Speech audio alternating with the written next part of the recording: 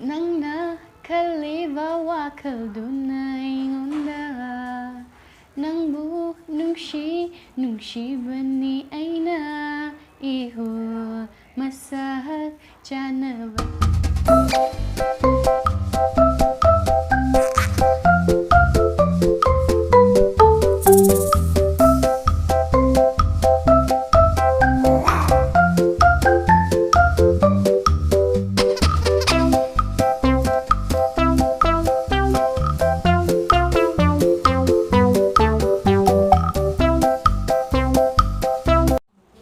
Ahang kami papu yang biar puna maku hasnam mesti kurun dari. Ngasi ekor ni putuk coba star profile show hai na mithun coba program masih dah. Ngasi ekor gi nakta bejare ekor gi mayam gi Susitra koi Manipuri film gi actress tak mayam flower ba Susitra ni. Ahang dah Susitra bu ram masih. Susitra koi gi film gi wali jelak jengai dah koi gi mamang dah koi Susitra gi koi horror film. Amadi Susitra gi introduction nak habiu. Aigi ming Susitra aduga ai babai ming na Mega Singh aduga mamagi na Savita Devi aduga aigi iche naw na ahum khwai mathak sina ahoi dada Chitra Sen Wangkhem aduga ani suba sina Susma Wangkhem aduga last ai aduga ahoi gi poknafam ai poknafam hai ga di kano Thawal Wangkhem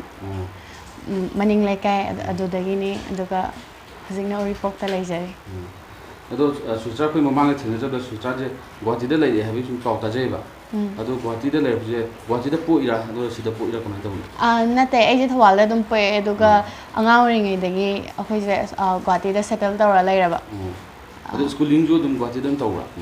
Class 5, 4, 5 ada dah dum tahu. Ado sida kam kana laki. 2016. 2016 dah. 2016 ke February ada agi first album nang Bunungshi adudo namba loiraga adagi Diamond na tawraga agi contract ama laeba album gi adudagi sum tam na sum adagi sida laitaba yadraba haidi sum pambani na makha sum chathaning ba haidare adugi sida adum laire khoi nene mem da haidare adu Susitra koi Guwahati dah lain na kamaina koi album ji dah koi Diamond tu hoga kamai tu hoga contract longer gini aku magi best friend ibom cha agi first album dah hamada thaba do ibom cha na thaba ne adugi do aku magi childhood best friend ne ba aduga maga mu akoi Diamond ta hoi adagi aiga co-star agi Dasuras sorry maga kaino tawa moi je haidi relative ne ba adum kanda ahoi kakaji ju ada leba adumai tawraga sum haidi akhomana sum ai je pi ngai dei dum khanjei ba ko haidi si tawni sumaina haidi album haidi memory oina amadi thamningi kholena aina pamjabni na khumada dum haiba aduga tanjana gi ba haitare haidi Ado isada di aham de dum phong lora kana yeng ma tum de kai phawge kamai na tawge khang de dum ai ke dum ta eba haidi kaino taw loiraga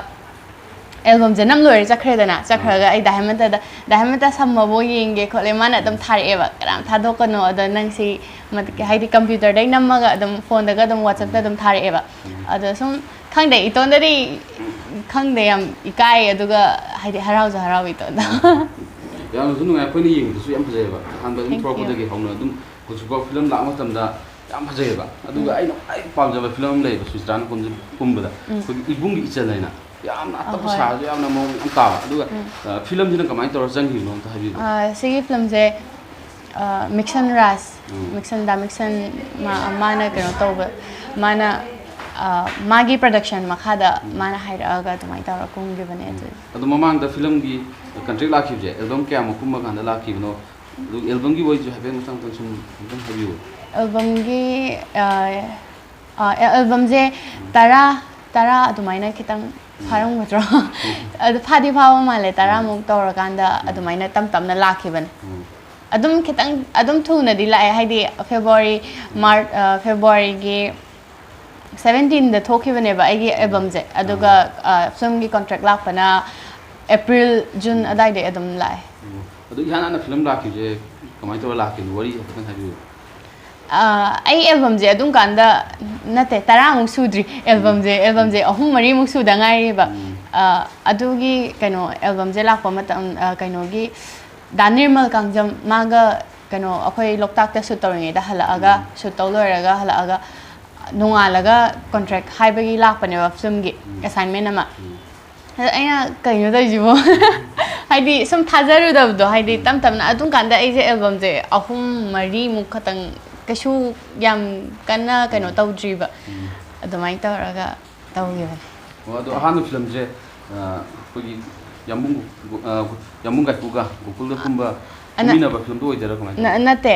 aham je naughty girls dare di milen maga kumina gibane aduga anishu badana haidi tungda mangda ne ba dum adu haidi kaya kana bo oidre adu matungda nang ne na nungshi nang he na nungshi be film je number matamda kogi apawa superstar ani ga pa jida kai phawe aham si film ji sin number ho je lasin na khoi gi ai ama ka dum kore ga adum kore ka khulna lasin da ma ai ka thom ge na kaino to bai lak pado adu han adu je han kwai dei lu sin je han number ho we ba ai je class ta ni kamai to do yo sin ba ai je ni e ba hai di wa dialogue ngang ba da ba ni e ba kamai to do no ado khwai pho bam na hai di yam lu na to bi akhoi kaw kul yamung kai ko moi ne yam lu na to bi aduga tak pi do mai to no khot kano some relax ta ga dum phajana dum to kholo phajana dum guide to bi hai tai aduga nautical film da nautical film da ko suita je kona sun thena ja da award ko masam khungdi male kamai to na special jury award haidi hamba tholok pada haidi si je forum kana na film da ai ta seng na gwati lai nge da tholok pada pharak ta da na tholak khidre ba ai ta seng na gyan menam ta hawdre do made thamoi da ji kai phawge mana award ko ma phang ba nuksi da na bibi re ijala ga na khalle ba ko ada khang de gyan menam ta hawgi tre sustra gi huji film je kyam ti kung bharge huji phawge masing de ta seng de thidre ba ado haidi namdriba ga namgraba namiba adagi release tawgraba ga punjan ladi adum around 15 mukti suram da mal 15 mukti ga ado hujik na khogi hujik release tawra kadu bu se kai maming ne kan kya mu lege seng na hayo ga adagi aseng ba thamoi cha hotel atai ka ore ado sustra gi khogi film je head number horpaga album de number horpaga adum acting je adum yam performance yam phajana taweba adum mamang da sustra je khogi dance kumba de kai performance mamang da ki legi ge adum khangjan ai je jagoi di tam ek guwahati karuna dance academy manipur university de leba ma mai makha da tam aduga adum program jo adum chale ba ma palam da haidi urisha da kai da competition jagoi gi adai basantaras kai je adum sajare adai thobi jagoi gumba aduga drama da hairo di ada kaino taw summer festival na july da handak tawbu tawrani adum kan da 2010 11 12 da adum yawre ba chahi khudingi haidi sida laktri ba gidi adum chahi khudingi drama adum uleba kaino summer festival uma moina sinba akomana dum ithoga tambiraga dum kaino tawre haidi drama gumba kai gumba je dum thokchare haitai ba akoma zu kaino ne dance hana pinge da manipur classical dancer adagi isai ju sa mane hena mu talent lai re engon dei de ando akoma ma khade je dum tamjar e ba thaina dei dum aduga koi education qualification je sutra kya ai hantak 12 thagre aduga first year ka dai kadri ko ba ai admission je tawdale sustra gi khogi film gi lanje sumchang ko matam da sustra bu takpi tambi ba oja sing haptang habiu ai gi oina de sum aina haidi hiram khodimakta oja guru leitab je phatte na haini ba ado ai ta sengna ai tholok padagi ai diamond ta khuman ai puthok pirak pane ma je ai oja guru oina khanje aduga ai gi film gi line sida haidi yamna haidi pak sando kai takpi tam bi gi bai tar ga de khoi oza ma bimol fibo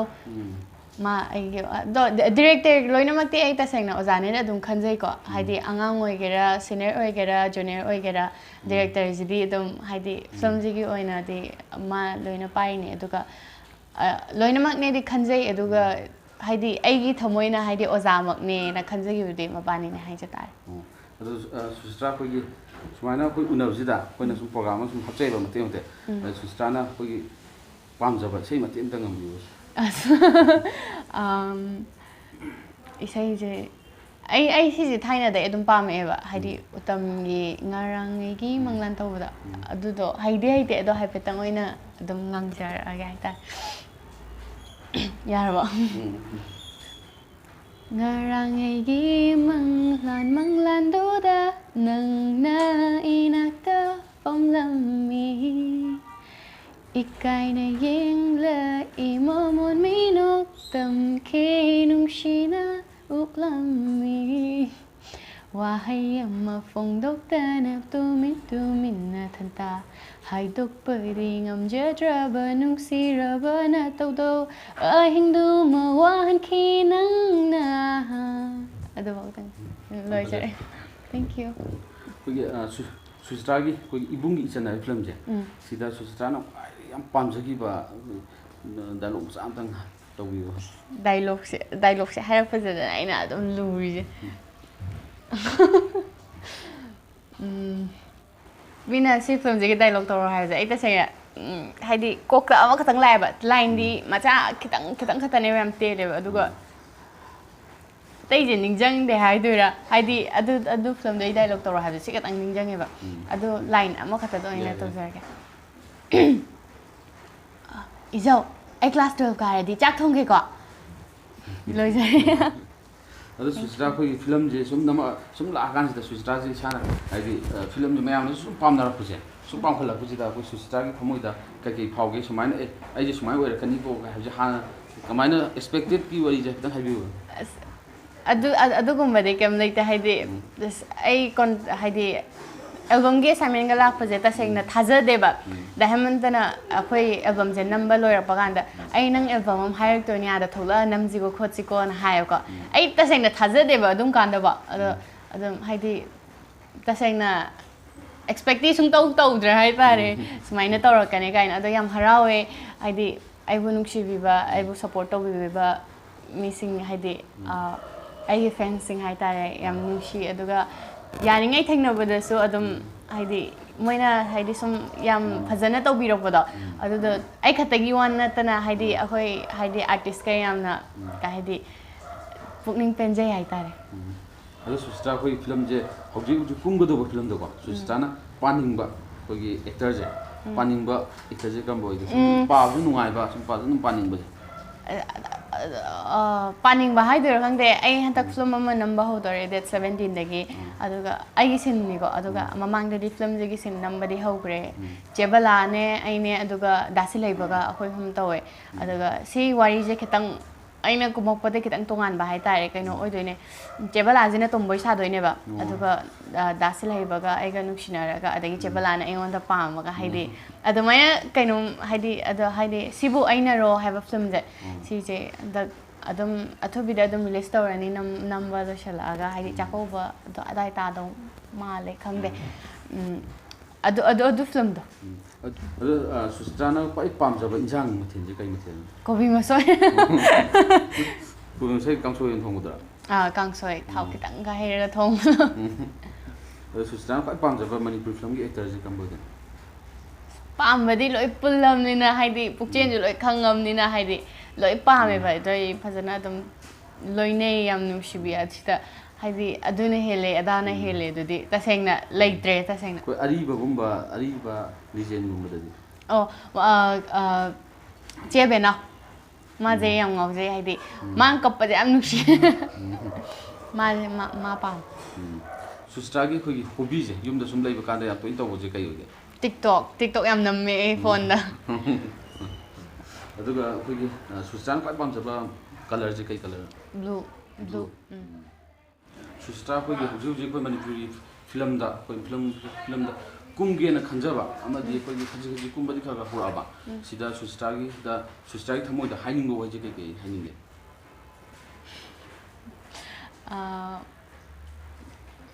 ꯍꯥꯏꯗꯤ ꯑꯩꯁꯨ ꯑꯗꯨꯝ junior ꯑꯣꯏꯔꯤꯃꯤꯅ ꯇꯁꯦꯡꯅ ꯁꯤꯁꯤꯗꯤ ꯇꯁꯦꯡꯅ ꯀꯌꯥ ꯍꯥꯏꯅꯤꯡꯉꯥꯏꯗꯤ ꯂꯩꯇꯕ ꯃꯥꯜꯂꯦ ꯍꯥꯏꯗꯤ ꯀꯩꯒꯤꯅꯣꯗ ꯑꯩꯁꯨ ꯍꯥꯏꯗꯤ ꯏꯟꯈꯠꯂꯛꯏꯃꯤꯅ ꯑꯗꯣ ꯀꯨꯝꯅꯤꯡꯕ ꯍꯥꯏꯗꯤ ꯀꯨꯝꯕ ꯍꯥꯏꯗꯤ ꯐꯪꯒꯟꯗꯦꯗꯅ ꯍꯥꯏꯕ ꯑꯣꯄꯣꯔꯆꯨꯅꯤꯇꯤꯁꯦ ꯄꯥꯛ ꯀꯩꯅꯣ ꯇꯧꯗꯦ ꯑꯗꯨꯒ ꯍꯥꯏꯗꯤ ꯑꯗꯨꯝ ꯍꯥꯏꯗꯤ ꯃꯇꯝ ꯂꯥꯛꯀꯅꯤꯗ ꯑꯩꯁꯨ ꯍꯥꯏꯗꯤ ꯈꯨꯗꯛꯇ ꯅꯝꯈ꯭ꯔꯒ ꯍꯥꯏꯗꯤ ꯑꯗꯨꯃꯥꯏꯅ ꯇꯧꯈꯤꯕꯅꯤꯅ ꯍꯥꯏꯗꯤ ꯑꯗꯨꯒꯤ ꯌꯥꯝ ꯍꯥꯏꯗꯤ ꯑꯉꯥꯡ ꯍꯥꯏꯗꯤ ꯑꯩ ꯌꯥꯝ ꯅꯧꯅ ꯊꯣꯛꯂꯛꯑꯦꯕ ꯍꯥꯏꯗꯤ ꯑꯗꯨꯝ ꯅꯧꯅ ꯊꯣꯛꯂꯛꯑꯦꯅ ꯈꯟꯖꯩ ꯍꯥꯏꯗꯤ ꯂꯥꯏꯔꯤꯛꯇ ꯌꯥꯝ ꯁꯣꯏꯔꯛꯑꯦ ꯇꯁꯦꯡꯅ ꯍꯥꯏꯗꯤ ꯐꯤꯂꯝꯒ ꯀꯩꯅꯣꯒ ꯂꯥꯏꯔꯤꯛꯀ ꯌꯥꯝ ꯍꯥꯏꯗꯤ ꯕꯦꯂꯦꯟꯁ ꯄꯨꯕ ꯉꯝꯗꯕ ꯍꯥꯏꯗꯤ ꯇꯁꯦꯡꯅ ꯁꯣꯏꯔꯛꯑꯦ ꯑꯗꯨꯅ ꯍꯥꯏꯗꯤ ꯌꯥꯔꯤꯉꯩ 12 ꯂꯣꯏꯁꯤꯜꯂꯒ ꯌꯥꯝ ꯊꯨꯖꯟꯗꯕꯤꯗ ꯍꯥꯏꯗꯤ